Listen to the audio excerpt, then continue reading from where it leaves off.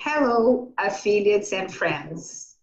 In 2025, the global community will mark the 30th anniversary of the Fourth World Conference on Women and the adoption of the Beijing Declaration and Platform for Action in 1995. The 69th session on the Commission on Status of Women, the CSW, will take place at the United Nations in New York from March 10th to the 21st.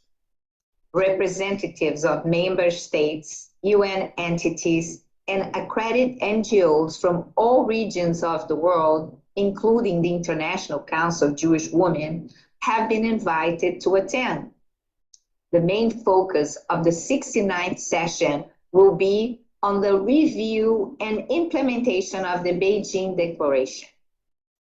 I am Lilian Bosboom, Chair of Communication and Public Relations for the ICJW, and I'm here today with Judy Lear, who has a long history with us.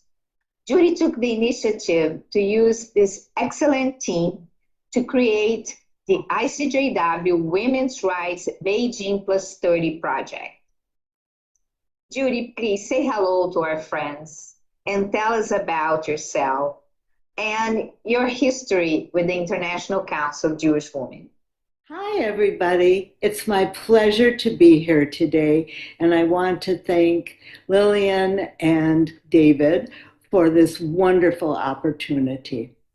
Let me give you a little bit of background about my experience with ICJW. In the early 1980s, I was the incoming president of the National Council of Jewish Women, St. Paul section. And a wonderful woman named Maurice Helper was being installed as ICJW president in Israel. And it was the first time I went to Israel. It was a marvelous experience. And there I am sitting among all these wonderful, brilliant international women. And I thought, when I grow up, I want to be one of them. So that was my beginning. Then in 1993, I went to Johannesburg, South Africa for the convention there. And wonderful Helen Marr invited me to be the Status of Women chair for ICJW. This gave me the opportunity to attend the fourth United Nations World Conference in Beijing, China. But even before that, I had the opportunity to go all through Latin America, visiting 10 different countries to see what the Latinas wanted as the main point in Beijing, and they said violence against women. Then I went to Europe for the PrepCom in Geneva, Switzerland, and they said, the North Americans and the Europeans, that it was economic equality. The African women said it was definitely the girl child. So in 1995, when I actually got to Beijing, China, for the World Conference, I was very well aware, thank goodness for ICJW, of what were the issues and what we wanted in the platform for action.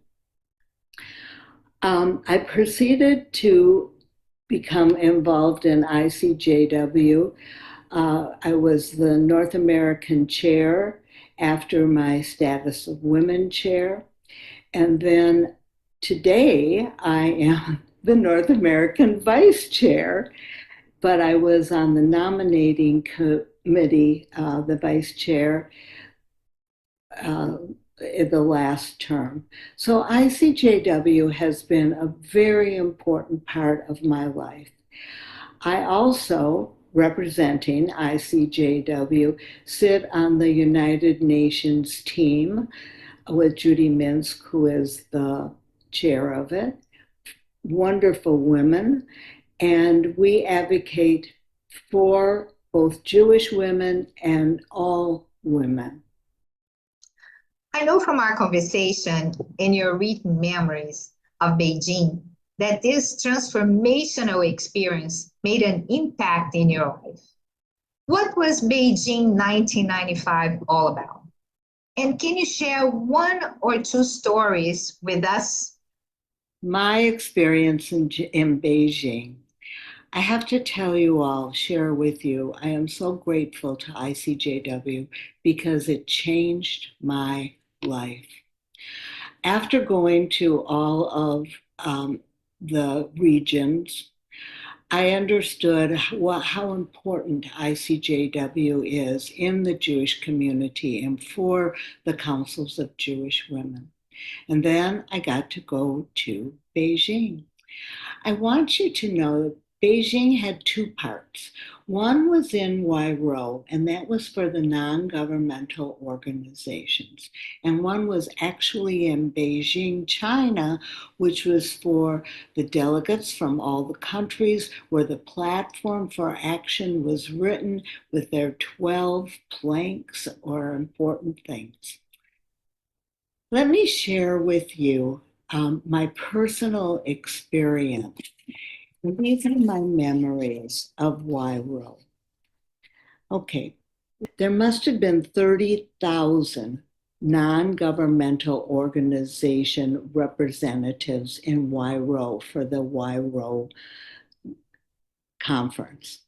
There was a booklet this thick, that had over 5,000 workshops that non-governmental organization delegates could go to. You could never reach all of them. So I'm going to share with you one day in Huairou. It was Wednesday, September 6, 1995. And this was the day that Hillary Clinton was to talk to the thousands of NGO representatives in an open air forum that would accommodate everybody. Unfortunately, it was raining, pouring rain, and the venue had to be changed to an inside auditorium at the conference center that could only seat a fraction of the attendees. You have to picture a very low rectangular building with 10 stairs leading up to the doors. Chinese guards were linked arm in arm across the front of the building at the top of the steps, not allowing anyone entrance. Picture at least 1,000 people in the courtyard in front of this building with umbrellas, all colors, all patterns, standing so close together that the umbrellas made a canopy sheltering everyone from all the rain. I joined the crowd and it was so compact I couldn't even open my umbrella.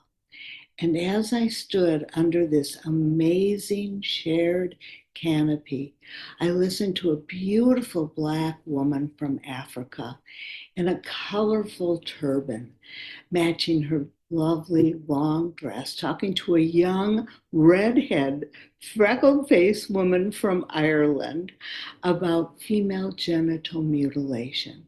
And then I turned and I listened to a Korean woman talking to an Indian woman in a flowing silk sari about the comfort women. At one point, a woman started yelling, "Push, push," but there was nowhere to go. This was before large screen technology, and there were not even loudspeakers to the outside of the building in the drenching rain. So the thousands of us on that square did not hear those now famous words of Hillary Clinton.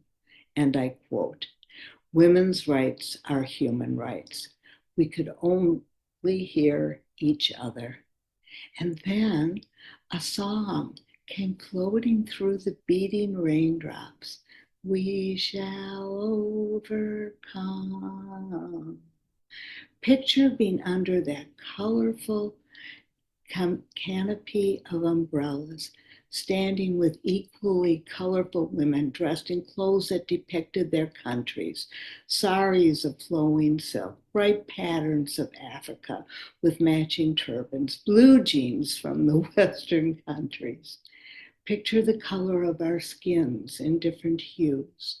Picture us together, sharing umbrellas, sharing problems, and cooperating for solutions. It is wonderful to hear your stories, in particular, the fact that you were there when Hillary Clinton said the now famous quote, women's rights are human rights. How did being there change your life? Thank you, Lilian. I really appreciate that. Beijing really changed my life. In Beijing, I became part of the Older Women's Caucus, and we worked very hard to get words into the Platform for Action, Women of All Ages. And to this day, we are still working on that. I became very active at the United Nations and the subcommittee on older women. I was the co-chair and the commission on the NGO Commission on the Status of Women. I belong to that committee. And we really tried very, very hard to have older women rise as far as awareness for people. So Beijing was incredible for me. And unfortunately, it didn't do as much as I had hoped it would. Can you tell us how Beijing Plus 30 project came together? This project started as a communications project that was going to be different than how we stand on Israel and how we stand on anti-Semitism. We are, after all, the International Council of Jewish Women. So with Beijing being the theme of the upcoming Commission on the Status of Women, I thought, how perfect is that to be the vehicle for our discussion? Thank goodness to Lear, a past president from Israel, who very wonderfully condensed the Platform for Action 12 planks into 5 really, really good questions. And the regions, all 5 of them, are using those questions to have a Zoom meeting to look back on the last 30 years for women's rights. That's why it's called the ICJW Women's Rights, Beijing Plus 30 project. And I was very excited about it. So I raised my hand fervently to say, I volunteer to spearhead this. And it has been wonderful. It has been marvelous. We will have, at this time, at this recording, we will have a regional chair and vice chair meeting in February, where everybody will share what their regions have said. And then in March, for our newsletter, but also when I go to the Commission on the Status of Women meeting in New York, I will have some kind of a report about what ICJW members have seen happen in the last 30 years. It has been excellent. We've already had a number of the regions, and it's very exciting and interesting what comes up as what has changed, what is positive, what is negative.